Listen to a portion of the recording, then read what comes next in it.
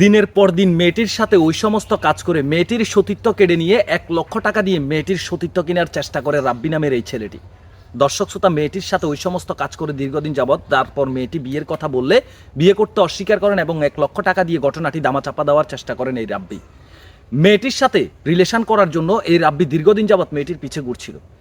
মেয়েটিকে প্রেমের প্রস্তাব দিলে মেয়েটি বলে, আপনার বাবার অনেক টাকা, আপনার পরিবার কোনোভাবেই আমাকে মেনে নেবে না, আমি আপনার সাথে রিলেশন করতে পারবো না। কিন্তু এই রাব্বি হাল ছাড়তে রাজি নয়। রাব্বি যে কোনো প্রকারেই হোক এই মেয়েটির সাথে রিলেশন করবে। রাব্বি মেয়েটির পিছু ছাড়লো না, বারবার মেয়েটিকে প্রেমের প্রস্তাব দিতে থাকে এবং মেয়েটিকে বলতে থাকে, আমি প্রয়োজন আমার পরিবার ছেড়ে দেবো, কিন্তু তোমাকে ছাড়বো না। যত কিছুর বিনিময়ে হোক আমি তোমাকে বিয়ে করব, তুমি আমার সাথে রিলেশন করতে পারো। মেয়েটিকে মিথ্যে প্রতিশ্রুতি দেখিয়ে, মেয়েটিকে লোভ দেখিয়ে ছেলেটি মেয়েটির সাথে রিলেশন করে। অবশেষে মেয়েটি ছেলেটির প্রেমের প্রস্তাবে রাজি হন এবং প্রেমের সম্পর্কে লিপ্ত হয়ে যান। তারপর ছেলেটি মেয়েটিকে বিভিন্ন সময় বিভিন্ন জায়গায় ঘুরতে নিয়ে যান আর ওই সমস্ত কাজ করেন। তারপর হঠাৎ করে একদিন ছেলেটি মেয়েটিকে নিয়ে 1 সপ্তাহের জন্য দূরে চলে যান। আর সেখানে গিয়ে তারা 1 সপ্তাহ রাত্রি যাপন করেন, 1 সপ্তাহ একসাথেই থাকেন। আর ওই 1 সপ্তাহ যাবৎ মেয়েটির সাথে রাব্বি নামের এই ছেলেটি ওই সমস্ত কাজ করে। দর্শক শ্রোতা, কিন্তু তারা বিয়ে করেনি। তারপর দুজনে ফিরে আসে। এর ভিতরে কিন্তু মেয়েটির পেটে বাচ্চা আসার সম্ভাবনাটি কিন্তু জেগে যায়।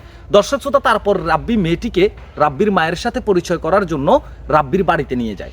বাড়িতে নিয়ে যাওয়ার পরবর্তীতে রাব্বির মা রাব্বিকে এবং মেয়েটিকে বিস্তারিত সবকিছু জিজ্ঞেস করলে রাব্বির মাকে বলে, আমরা 1 সপ্তাহ এক জায়গায় গিয়েছিলাম এবং সেখানে ছিলাম একসাথে। তারপর রাব্বির মা মেয়েটিকে এবং রাব্বিকে বাড়িতে রেখে দোকানে যায়। তারপর ওষুধ নিয়ে এসে মেয়েটিকে সেবন করায় যে এই ওষুধটা খাও, কারণ এই ওষুধটা খেলে রাব্বির সন্তান আর মেয়েটির পেটে আসবে না, মেয়েটি কোনোভাবে অন্তঃসত্ত্বা হওয়ার সম্ভাবনা থাকবে না। ওই ওষুধটি মেয়েটিকে সেবন করানোর পরপরই মেয়েটি বুঝতে পারে যে আমাকে কোনোভাবেই তাদের পরিবার মেনে নেবে না, যদি মেনে নিত তাহলে আমাকে এই ওষুধটি সেবন করাতো না। দর্শক শ্রোতা, তার পরবর্তীতে রাব্বির মার কথাবার্তা শুনে মেয়েটির সন্দেহ হয়।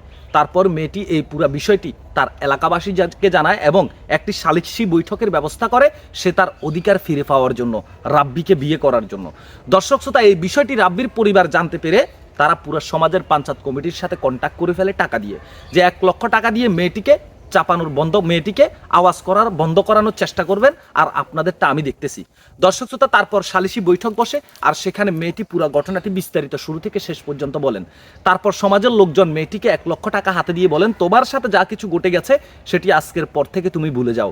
এই 1 লক্ষ টাকার বিনিময়ে এই 1 লক্ষ টাকা তোমার সাথে যা কিছু ঘটেছে সেটার ক্ষতিপূরণ হিসাবে তোমাকে দেওয়া হলো। দর্শক শ্রোতা, মেয়েটি তখন বলে, আমার টাকার দরকার নেই, আমার দরকার রাব্বিকে, কারণ রাব্বির কাছে আমার সব কিছুই জমা আছে, রাব্বিকে আমি আমার সব কিছুই উৎসর্গ করে দিয়ে দিয়েছি, আমি রাব্বিকে ভুলতে পারবো না।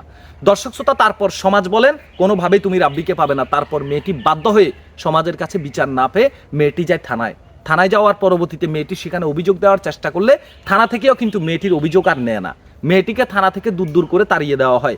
কারণ রাব্বির মা বাবা অলরেডি থানায় গিয়ে যোগাযোগ করে ফেলেছে, টাকা দিয়ে থানাকে পর্যন্ত কিনে ফেলেছে, তাদের টাকা এবং ক্ষমতা অনেক বেশি। দর্শক শ্রোতা, এই টাকা এবং ক্ষমতার কারণে হাজারো হতদারিদ্র পরিবার, গরিব মানুষরা আজকে তাদের ন্যায্য অধিকার থেকে বঞ্চিত। গরিব মানুষরা সুস্থ বিচার কোথাও পায় না ক্ষমতা এবং টাকার কারণে। তাহলে দেশ স্বাধীন হয়ে আর লাভটা কি হলো? দর্শক শ্রোতা, তার পরবর্তীতে মেয়েটি আদালতে যায়।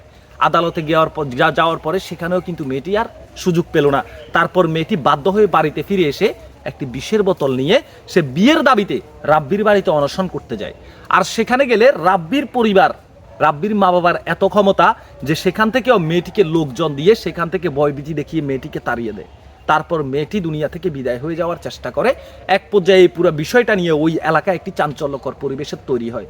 প্রত্যেক মা বোনের উদ্দেশ্যে বলতে চাই, এই মেয়েটির মতো পরিস্থিতি আপনার হওয়ার আগে, আপনার কন্যা সন্তানের সাথে এই মেয়েটির পরিস্থিতি হওয়ার আগে, কোনো মেয়ের সাথে এই পরিস্থিতি হওয়ার আগে আপনি নিজেকে সংশোধন করার চেষ্টা করুন।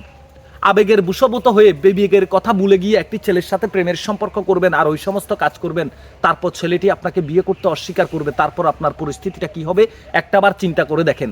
আজকের এই ভিডিওটি শেয়ার করে দেবেন, কারণ এই ভিডিওটি সচেতনমূলক। প্রত্যেক মা বোনকে সচেতন হতে হবে যে প্রেম করে রিলেশন করে হাজারো নারীর জীবন আজকে ধ্বংস হয়ে গেছে। দর্শক শ্রোতা, তারপর এই মেয়েটির সাথে যেটা হয়ে যায় সেটা যেন আর কোনো মেয়ের সাথে না হয়, আর কোনো নারীর সাথে যেন এই ধরনের ঘটনা না ঘটে, আমরা এটাই চাই। এই অন্তর্বর্তীকালীন সরকারের দৃষ্টি আকর্ষণ করছি, এই রাব্বির আমরা দৃষ্টান্তমূলক শাস্তি দাবি করছি। এই রাব্বিকে যেন দ্রুততম সময়ের মধ্যে আইনের আওতায় নিয়ে আসা হয় এবং বিচার কার্যক্রম করা হয়। আমরা ওই সমাজের প্রতি ধিক্কার জানাই যেই সমাজ শুধুমাত্র টাকার জন্য মেয়েটির বিরুদ্ধে গিয়ে বিচার করেছেন।